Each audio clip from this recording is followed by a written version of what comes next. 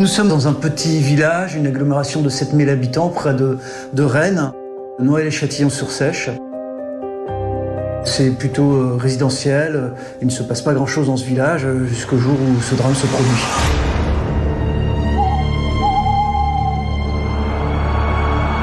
Vera Lucia revient d'une soirée, elle était à Rennes.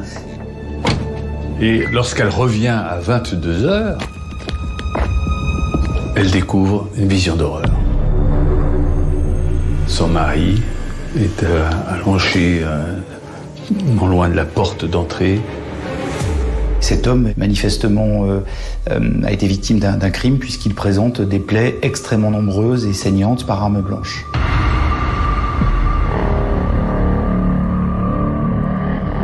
Vera Lucia rentre précipitamment dans la maison parce qu'elle est inquiète pour leur fils. Et là, elle tombe sur un homme dans la cuisine, un homme cagoulé. Et cet homme est armé d'un très long couteau. L'individu en question se précipite sur elle et lui blesse un doigt. Elle va essayer de l'arrêter, mais celui-ci va réussir à prendre la fuite.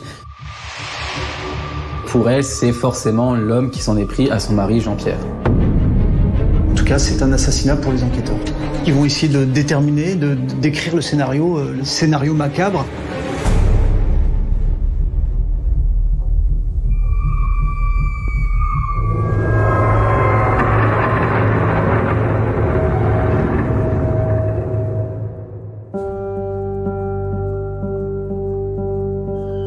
Nous voici à Noyal-Châtillon-sur-Seiche, une petite commune d'Ille-et-Vilaine, en Bretagne. C'est ici que vit Jean-Pierre, 53 ans. Tout le monde décrit un homme gentil, discret, serviable.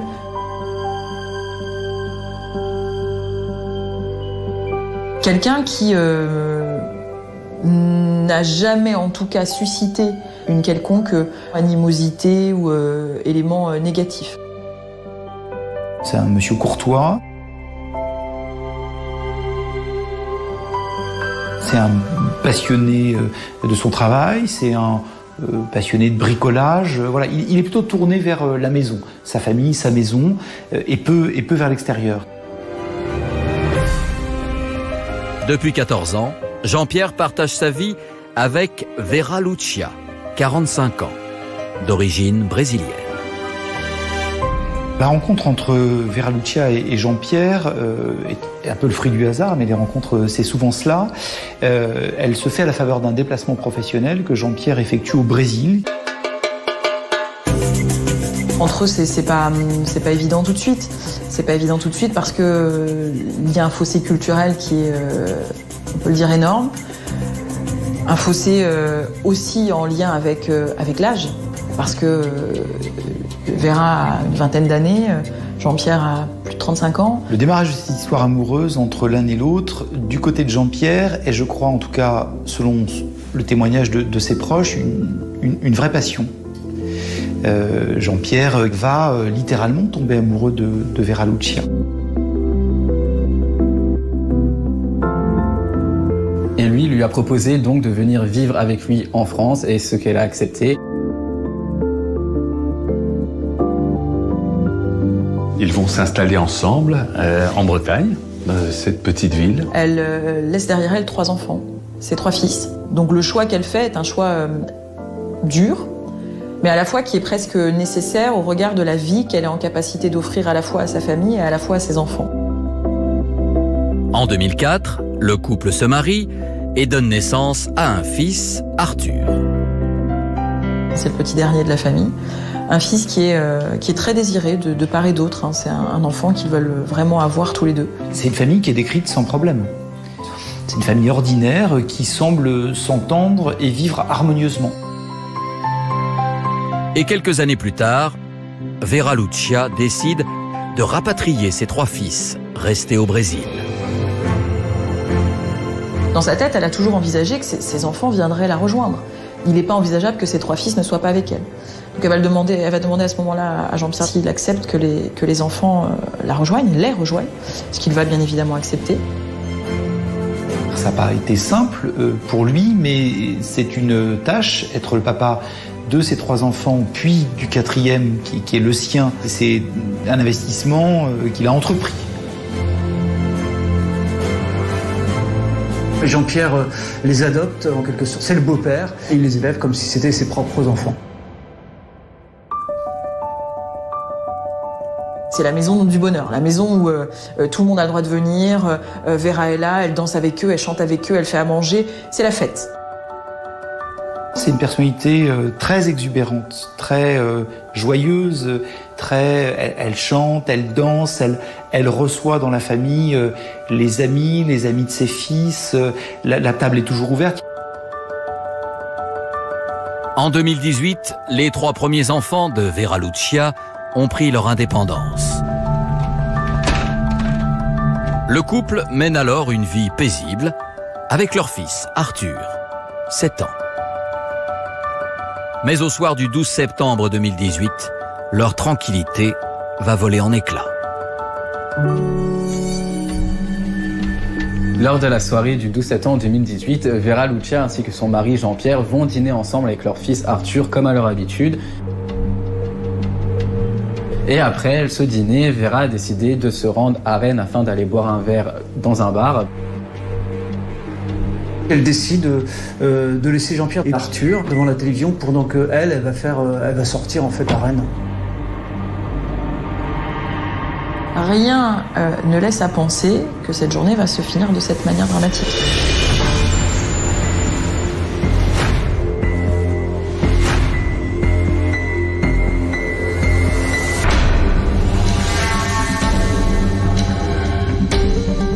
Au domicile de Vera Lucia et Jean-Pierre, c'est le choc. Alors qu'elle vient de trouver son mari mort et de se faire agresser, Vera Lucia laisse le petit Arthur dans sa chambre et se précipite chez son fils aîné, Pedro.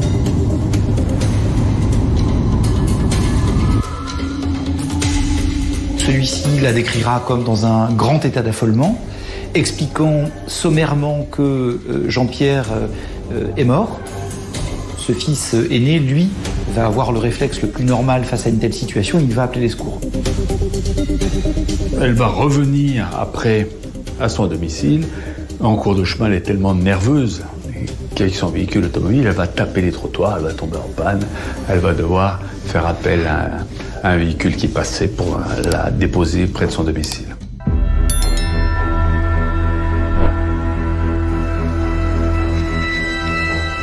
Quand les gendarmes arrivent dans cette maison, il est 22h10, ils découvrent un homme donc de 53 ans qui a été poignardé.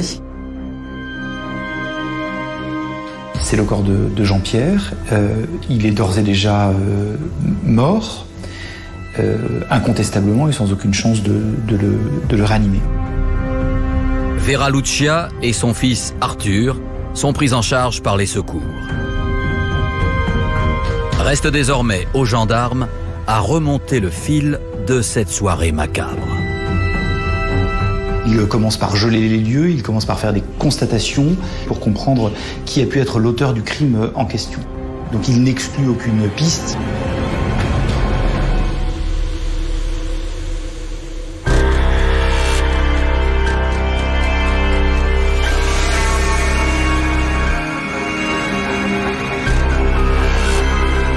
À Noyal-Châtillon-sur-Seiche, au lendemain du drame, les gendarmes procèdent aux premières constatations. La maison de Jean-Pierre et Vera Lucia est passée au peigne fin.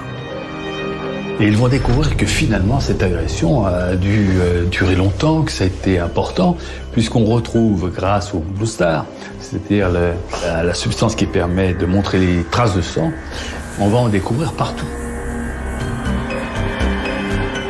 Alors toutes les pièces pratiquement, jusque sur la porte de la chambre où dormait le petit Arthur. Ils vont déjà découvrir une scène de crime, au sens littéral du terme. Avec beaucoup de sang, très ensanglanté, avec ce parcours que vous arrivez presque à délimiter entre l'arrière-cuisine, la cuisine, le couloir, le devant de la maison et l'endroit où on trouve le corps. Ce qui est une scène qui en dit long de la violence de cet acte. Jean-Pierre aurait donc été poignardé à l'intérieur de la maison et a succombé à ses blessures en tentant de fuir vers l'extérieur.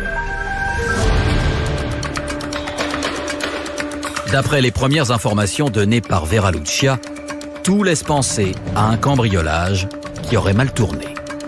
Pourtant, rien sur place ne permet d'étayer cette hypothèse.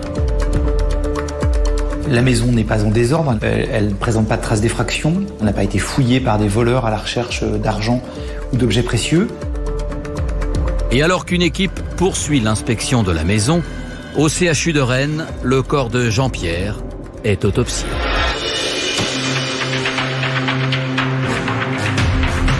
L'autopsie révèle d'abord un nombre de coups extrêmement conséquent, 18 précisément. 18 coups de couteau qui sont concentrés sur le thorax. Et puis aussi des coups de couteau sur les mains. Ça voudrait dire que la victime s'est défendue, a essayé de se défendre, c'est des lésions de défense, les mains. Autrement dit, les agresseurs se sont réellement acharnés sur ce corps. Et l'autopsie va venir dire finalement ce qu'on constate, que ce sont bien des coups de couteau, avec un couteau d'une taille importante. Des coups qui vont entraîner la mort. Quand on corrèle les constatations médico-légales avec les constatations dans la maison, on voit bien que la scène de crime s'est déplacée avec un ou des agresseurs qui n'ont pas voulu laisser la moindre chance à la victime qui tentait de s'enfuir de réussir à en réchapper. Le lendemain des faits, Vera Lucia est convoquée à la gendarmerie. Elle va être entendue par les enquêteurs en qualité de témoin. Ils appellent ça une audition de témoin principale où ils vont recueillir ces informations et je pense qu'aussi c'est l'occasion pour eux de venir creuser la version qui est la sienne, de venir la confronter. Il est évident que, s'agissant d'une personne retrouvée morte chez elle, avec sa compagne qui présente elle-même des traces de blessures, des traces de sang sur ses vêtements, l'hypothèse d'une agression dont Vera Lucia et son mari auraient été victimes doit être questionnée d'emblée par les gendarmes. La version initiale, il faut la corroborer, l'infirmer, la confirmer. En tout cas, il faut savoir ce qu'on en fait de cette version. Les enquêteurs, ils font le travail comme ils doivent le faire, c'est-à-dire qu'ils vont l'auditionner, elle, à la lumière de ce qu'elle déclare, pour confronter ça à savoir si c'est déjà plausible, si la chronologie des faits correspond avec une réalité. Elle n'en démord pas devant les gendarmes, elle raconte qu'elle est arrivée, qu'elle a vu le corps de son mari, qu'elle était sous choc. Il y a cet homme qui a surgi de l'arrière-cuisine et qui a essayé de la blesser. Mais pour les enquêteurs, plusieurs points restent à éclaircir. Leurs impressions d'enquêteurs leur amènent à dire que on ne va pas l'entendre en qualité de témoin, que là il va falloir l'entendre en qualité de mise en cause. Cette décision elle est prise au vu de son récit qui est extrêmement flou, qui est imprécis, qui est fait de zones d'ombre, de ce qu'elle raconte et de son attitude qui est assez inexplicable. Comment est-il envisageable que cette femme, cette maman, quitte le lieu où son mari vient d'être agressé et probablement tué, en laissant son enfant sur place? Pourquoi ne prévient-elle pas les secours? Vera est placée en garde à vue parce que clairement la version qui est la sienne initialement doit emporter la conviction de personne. Personne doit croire à ce qu'elle évoque.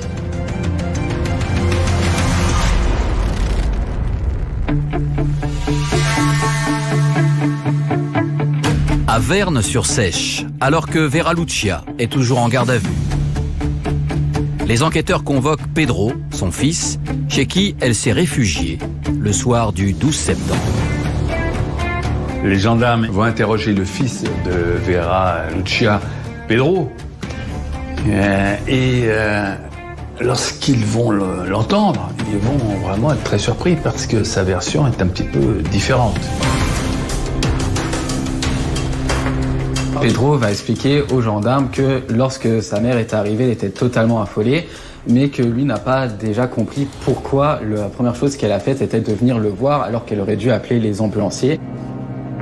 Elle est partie chez lui et c'est avec lui qu'elle a appelé les secours, donc les gendarmes, et il trouve ce comportement suspect et douteux. Il y a pour celui-ci manifestement quelque chose de suspect. En tout cas, lui semble avoir l'intuition, le soupçon, dès l'origine, que c'est peut-être sa mère qui est responsable de la mort de Jean-Pierre.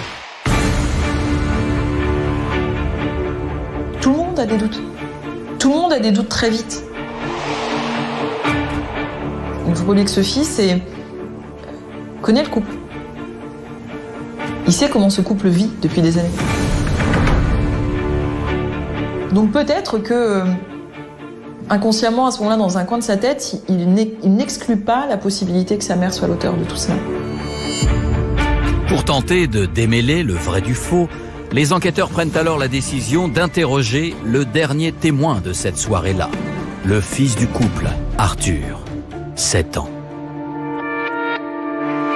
Les gendarmes ont évidemment conscience qu'ils ont là potentiellement un témoin chez l'enfant du couple qui était dans la chambre, à l'étage de la maison, alors que la scène de crime est au rez-de-chaussée. La fenêtre de sa chambre donne sur la cour.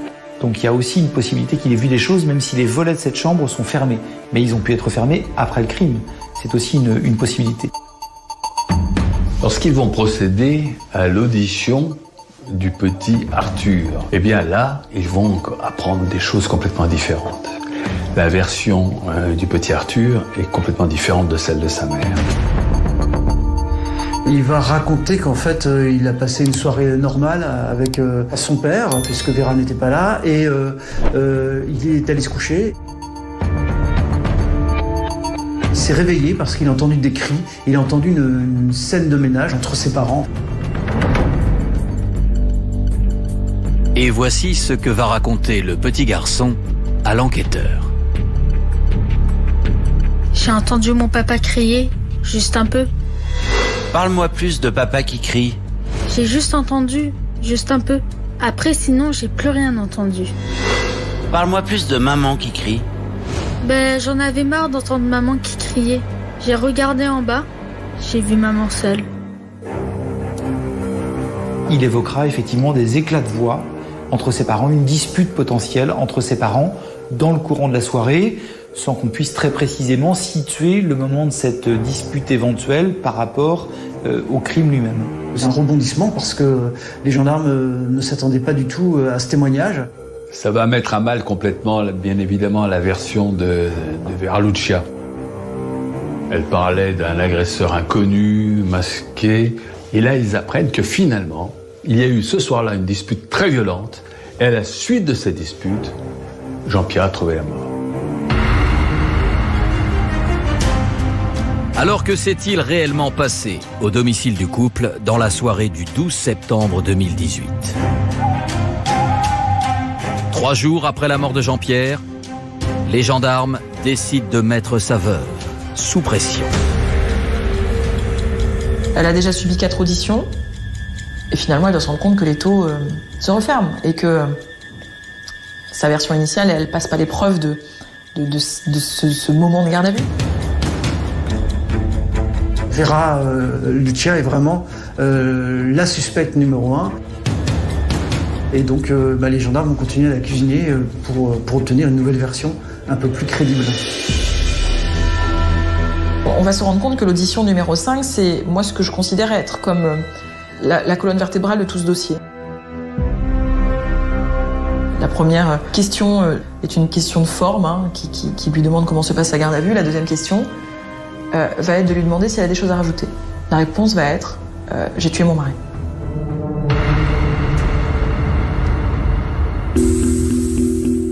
Face aux enquêteurs, Vera Lucia revient alors en détail sur cette soirée du 12 septembre 2018. Quand elle avoue être l'auteur du meurtre, elle déroule ce qui s'est passé. Et on va découvrir que le processus criminel qui a été le sien était tout de même très élaboré. Elle va donc se lancer dans un récit chronologique de la journée. de comment cette journée s'est déroulée, de comment elle en est arrivée à ces faits, de comment elle en est arrivée à se saisir de ce couteau. Et là, elle va dire, ce qui s'est passé, c'est que ce soir-là, j'étais parti. Et puis brutalement, j'ai fait demi-tour, je suis revenu. J'ai voulu faire du ménage. Et comme je faisais du bruit, que lui regardait la télévision, ça va le déranger. Donc il va s'énerver. Jean-Pierre, sa maison, c'est sa maison. Son espace de vie, c'est son espace de vie. Sa télé, c'est sa télé. C'est à lui. Tout est à lui. Et il veut regarder tranquillement la télévision. Jean-Pierre lui demande de quitter le salon. Elle monte dans sa chambre. Alors il y a tout ce moment où elle va beaucoup pleurer. Et ensuite, elle décide d'aller faire des soins pour ses cheveux. Bon. Tous les produits capillaires sont dans la salle de bain. Elle a enfilé des gants parce qu'il s'agit d'appliquer des produits, de faire une couleur, etc. Et semble-t-il que lorsqu'elle est là, dans la salle de bain à ce moment-là, c'est ce qu'elle explique, elle va se regarder dans le miroir et se dire que cette vie-là, elle n'en veut plus. C'est plus possible, en fait. Elle va prendre un masque de fantôme, un masque de scream. Elle va prendre un couteau qui se trouve, dit-elle, dans sa chambre. Elle prend des vêtements d'homme extrêmement amples pour avoir une silhouette d'homme. Elle va aller se cacher dans l'arrière-cuisine, où elle indique qu'elle y va pour attendre Jean-Pierre pour lui faire peur. Sauf qu'elle y est avec une arme, ce couteau. Et pour forcer Jean-Pierre à quitter son fauteuil, elle va couper le compteur de courant pour que la télé se coupe. Jean-Pierre, lui, surpris par cette obscurité brusque, utilise son téléphone portable comme on le fait tous dans ce cas-là pour avoir une lumière, va traverser le salon, l'entrée de la maison, va tourner à gauche pour aller vers le garage, tandis qu'elle est, elle, tapie dans l'ombre au fond du couloir à droite, va remettre la lumière et va revenir. Et c'est lorsqu'il revient qu'il va la surprendre. Vera Lucia explique aux gendarmes que la situation lui aurait ensuite échappé. Semble-t-il qu'elle veut dans un premier temps lui faire peur, qu'elle le menace avec ce couteau, qu'une bagarre commence. Une bagarre, dit-elle, qui fait qu'ils vont tomber ensemble et qu'accidentellement, le couteau qu'elle tenait va s'enfoncer dans l'abdomen de son mari. Au moment où ce premier coup part, je pense qu'on tombe à ce moment-là dans la déferlante. Dans cette espèce de décharge émotionnelle qui est telle que on parvient plus à s'arrêter. Ça ressemble un peu à ça parce qu'une fois que cette scène prend fin, c'est-à-dire qu'une fois que Jean-Pierre s'effondre, on a l'impression qu'elle reprend conscience de ce qui s'est passé. Elle explique d'ailleurs qu'à ce moment-là, elle lui demande pardon et elle lui demande de se relever. Et c'est plus possible. Donc Vera a menti, dans ses mensonges, elle a inversé les rôles en fait. Elle n'a pas été agressée, c'est elle qui était l'agresseur. C'est elle qui a organisé ce guet-apens en coupant le courant. À ce stade de l'enquête, la culpabilité de Vera Lucia ne semble plus faire aucun doute. Les enquêteurs s'interrogent maintenant sur le mobile de ce meurtre. Elle va dire que finalement, la vie idyllique qu'elle avait indiquée au début était fausse. Qu'en fait, le couple ne s'entendait plus peu après la naissance de l'enfant. En fait, on se rend compte que ce couple-là, c'était un couple dysfonctionnel. Ça marchait pas, ça ne marchait plus. C'est un couple qui a décidé de se séparer. Les choses se sont faites de manière assez consentie de part et d'autre. Les démarches avaient été faites auprès d'un avocat pour divorcer, tout était déjà prêt. Entre-temps, Vera a rencontré quelqu'un, un homme qui a partagé sa vie et elle a essayé même d'être assez limpide sur ce sujet auprès de Jean-Pierre. C'est-à-dire qu'il n'a pas été question de lui dissimuler l'existence de cet homme qu'elle avait rencontré. Il s'appelle Thomas, c'est un homme qu'elle a rencontré sur Internet et les gendarmes vont dire voilà, on a un mobile. 4 jours après la mort de Jean-Pierre, Les enquêteurs se penchent sur cette piste. Les enquêteurs vont s'interroger sur l'implication de cet homme puisqu'il va être placé en garde à vue. On va du côté des enquêteurs vérifier quel peut être son rôle. Est-ce qu'il a aidé à la commission du crime, fourni des moyens, fourni un financement? Alors bien évidemment, ça ouvre pour les gendarmes d'autres perspectives. Y a-t-il une complicité? Est-ce que c'était pour se débarrasser de son mari, pour refaire sa vie? Toutes ces questions, bien évidemment, les gendarmes vont se les poser.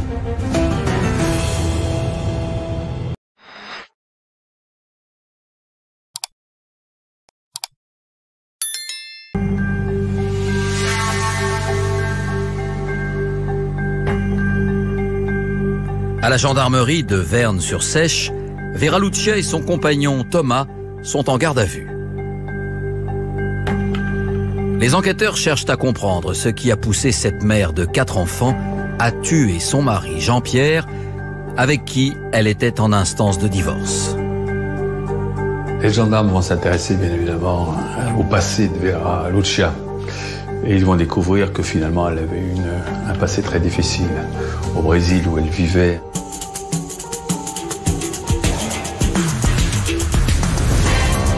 Et elle a vécu dans la pauvreté et la violence. Ses parents étaient alcooliques, elle a été battue. Il n'avait bien évidemment que très peu de moyens pour faire vivre la famille. Et par conséquent, c'était une enfance très difficile pour elle. Elle a commencé à travailler très jeune, à 12 ans.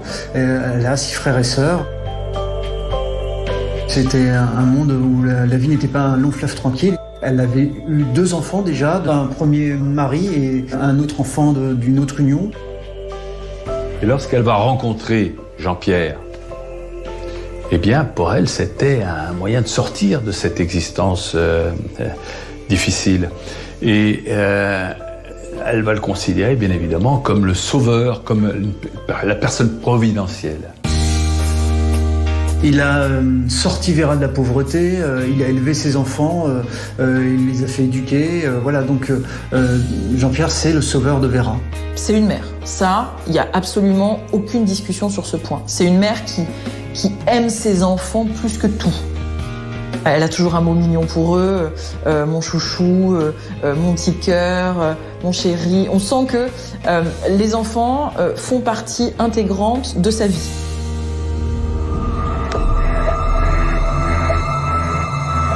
Mais au cours de sa garde à vue, Vera Lucia confie aux enquêteurs qu'au fil des années, Jean-Pierre aurait fait subir à leurs enfants des maltraitances.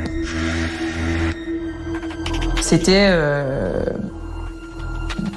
des brimades, des paroles dénigrantes, des limitations d'accès même à la nourriture, et c'est même allé jusqu'à des enfermements dans la cave, une cave qui se situait dans le garage, et les garçons s'y trouvaient lorsque Jean-Pierre voulait plus les voir. Ce que je crois aussi, c'est que peut-être Jean-Pierre, qui a dû s'improviser sur le tard, papa, et d'un seul coup papa de 3 enfants qui n'étaient pas les siens au départ, a peut-être eu des attitudes éducatives maladroites. Et Vera Lucia va encore plus loin dans ses confidences. Elle révèle avoir, elle aussi, été victime de violences de la part de son mari.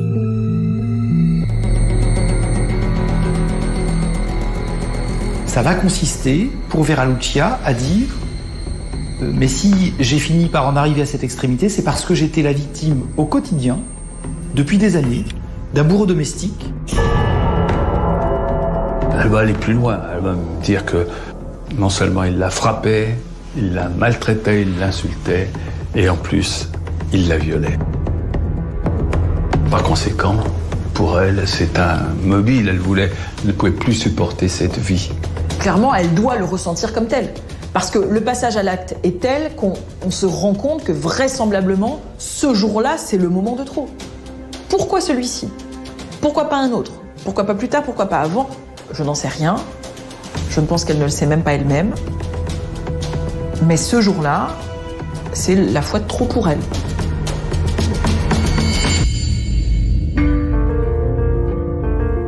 Pour les proches de Jean-Pierre, l'éventualité que Jean-Pierre soit un bourreau domestique est totalement inconcevable.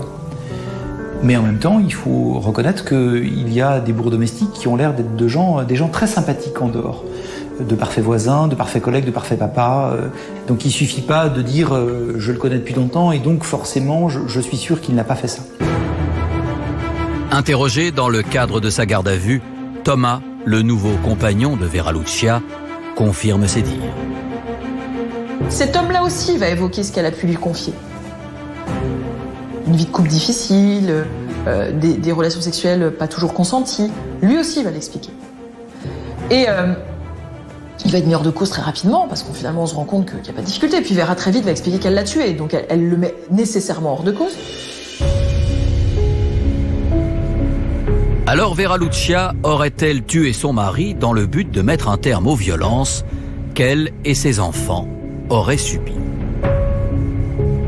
L'explication de Vera Lucia, son mobile en quelque sorte, consiste à dire cette dispute a été la goutte d'eau qui a fait déborder le vase, mais je voulais avant tout lui faire peur et pas lui faire du mal, et en tout cas pas le tuer. Elle vient pas, à l'instar d'autres dossiers qu'on a pu voir comme ça, venir dire j'étais une telle victime qu'il fallait que je le tue. Non, elle n'est pas là-dedans. On comprend que le quotidien était devenu trop lourd. On comprend que c'était plus possible. On comprend qu'elle trouvait plus de sortie. Elle a explosé.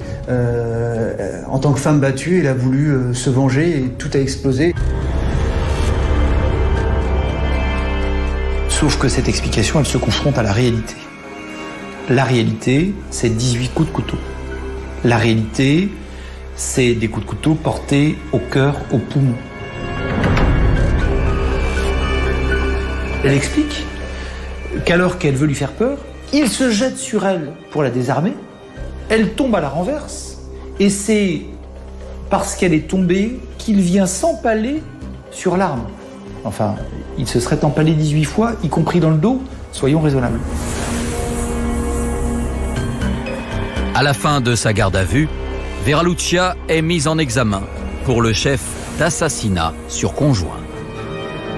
Lorsqu'on va saisir un masque, puis s'habiller de grands vêtements, puis mettre des chaussures pas à sa taille, puis se tapir dans l'ombre après avoir coupé le courant, tout ça en s'étant armé d'un couteau, évidemment, on a prémédité l'intention de tuer, c'est ce qu'on appelle un assassinat. Bien évidemment, comme il est d'usage, le juge d'instruction, pour éclaircir ce qui s'est réellement passé, va mettre Vera Lucia en situation. Il va procéder à une reconstitution.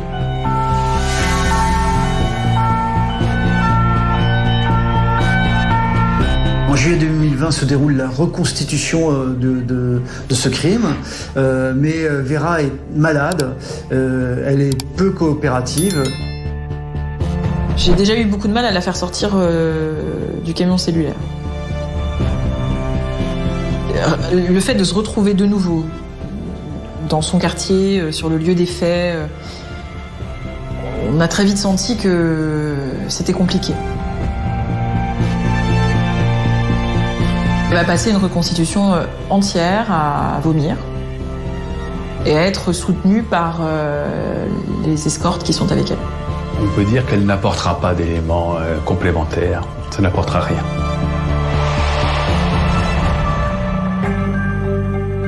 Quatre ans après la mort de Jean-Pierre, la mère de famille est renvoyée devant la cour d'assises d'Ille-et-Vilaine. L'enjeu principal de ce procès, c'est de déterminer quel a été le rôle de Vera Lucia. Est-ce qu'elle a vraiment prémédité ce crime? Est-ce qu'elle a vraiment été victime de violences conjugales, ce qui pourrait toucher les jurés et lui faire obtenir une peine plus clémente?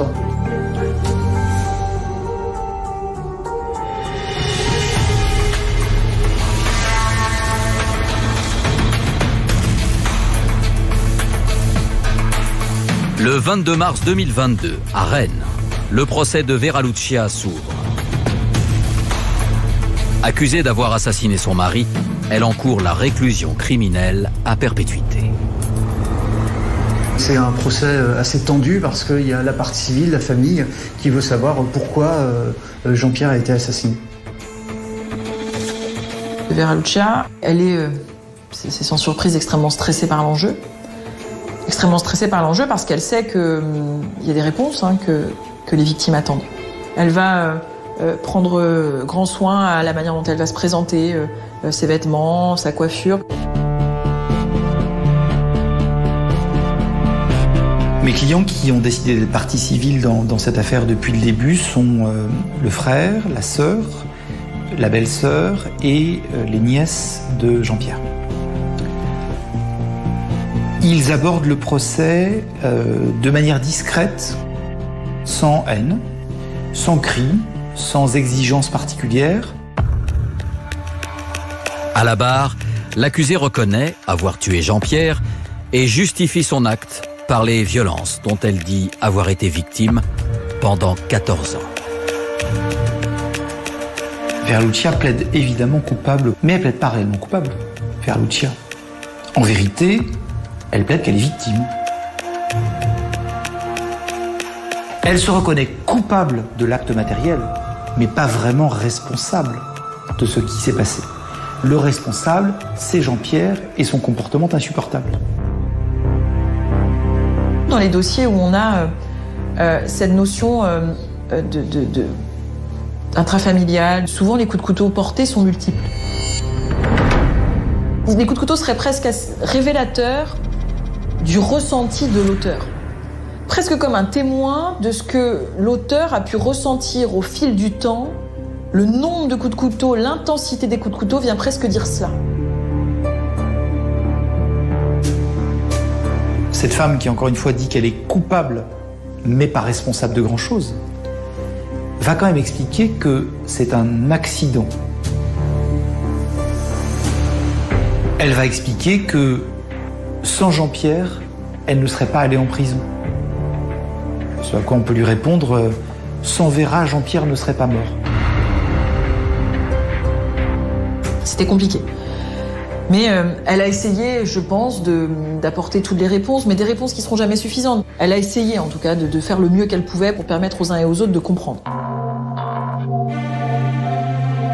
Les 3 fils de Verluccia sont cités à comparaître. Tous reconnaissent les violences dont leur mère dit avoir été victime. Ces éléments-là, ces garçons l'ont confirmé. Et là, encore une fois, ça a presque été remis en question. Comme si, encore une fois, les enfants d'une criminelle ne pouvaient pas dire la vérité. Alors même que, lorsqu'ils se présentaient à la barre, ils venaient dire « Mon père a été tué par ma mère ». C'est-à-dire que dans leur bouche, cet homme-là était leur père. L'homme qui les a élevés. De son côté, l'accusation pointe la double personnalité de Verluccia. C'est difficile de savoir s'il y a vraiment eu des violences. Les proches de Jean-Pierre, eux, disent qu'il n'y a eu aucune violence. Il y a même quelqu'un de très proche de Vera qui va raconter que Vera est un peu double, qu'elle est un peu manipulatrice, douce et agréable devant les proches. Et puis quand même plutôt manipulatrice par derrière. Les réquisitions seront articulées de manière raisonnable par un avocat général qui prend toutes les dimensions du problème, qui part de la réclusion criminelle à perpétuité qui est encourue pour un assassinat, mais sait, voit et lit aussi la fragilité de l'histoire de cette femme, ce qu'elle a subi dans son enfance et dans sa jeunesse au Brésil. Parce que s'il y a eu de la violence et de la violence sexuelle chez Vera, c'est une évidence. Et après 4 jours de procès, la cour d'assises rend son verdict. Les réquisitions ont été de 22 ans de réclusion criminelle. 22 ans de réclusion criminelle, c'est la peine qui lui a été attribuée par la suite. C'est à mon sens une peine qui s'entend. C'est une sanction qu'elle n'a à aucun moment contestée. Elle ne fera pas appel de cette condamnation, peut-être aussi pour ne pas revenir, avoir à affronter à nouveau un tel procès. Moi, j'ai pas beaucoup de choses à dire sur la peine. Parce que les victimes, elles ne sont pas là pour recevoir une peine en rétribution de leur douleur. L'affaire n'est pas complètement éclaircie. Toute la vérité n'a pas été faite sur les circonstances, le mobile réel de cette mise à mort.